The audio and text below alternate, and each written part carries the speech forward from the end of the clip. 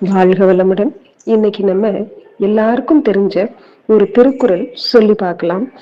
தெய்வத்தால் ஆகாதெனினும் முயற்சி தன் மெய் வருத்த கூலி தரும். இதனுடைய பொருள் நம்ம எல்லாருக்கும் தெரிஞ்சதுதான். ஆகையினால இதை ஒட்டி ஒரு சின்ன கதை நம்ம சிந்திச்சு பார்க்கலாம். ஒரு காலத்துல ஒரு அரசர் இருந்தார். அவர் ஒரு போட்டி அறிவிக்கிறார்.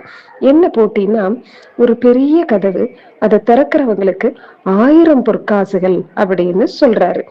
ஒரு சிலர் வந்து பார்த்துட்டு, எப்பா எவ்வளோ பெரிய கதவு, இதை நம்மளால திறக்க முடியாதுப்பா அப்படின்னு போயிடுறாங்க. இன்னும் சிலர் அரசனே முடியாதுன்னு நினைச்சு 1000 பொற்காசுகள் கொடுக்குறாருன்னா எந்த பலசாலியால இதை திறக்க முடியும் அப்படின்னு போயிடுறாங்க. ஒருத்தர் மட்டும் நான் சும்மா முயற்சி செஞ்சு பாக்குறேன் அப்படின்னு கதவு பக்கத்துல போனாராம். போய் கைய வச்சு தள்ளி பாக்குறாரு. பார்த்தா அந்த கதவு பூட்டப்படவே இல்லை. அதை ஈஸியா திறக்க முடிஞ்சுது. இத பார்த்த அரசர் சொன்னாராம், மக்களே, உங்கள யாரு முயற்சி செய்றீங்க அப்படின்னு சோதிக்கிறதுக்கு தான் இந்த போட்டியே நான் வச்சேன். உங்கள ஒருத்தர் மட்டும்தான் முயற்சியே செஞ்சிருக்காரு அப்படின்னு சொன்னாராம்.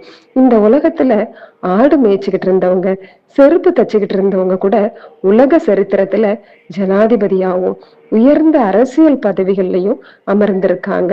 ஆகையினால நம்மளும் வள்ளுவர் வாக்குப்படி முயற்சி செஞ்சு நம்ம மென்மேலும் வளர வாழ்த்துகிறோம். வாழ்க வளமுடன்.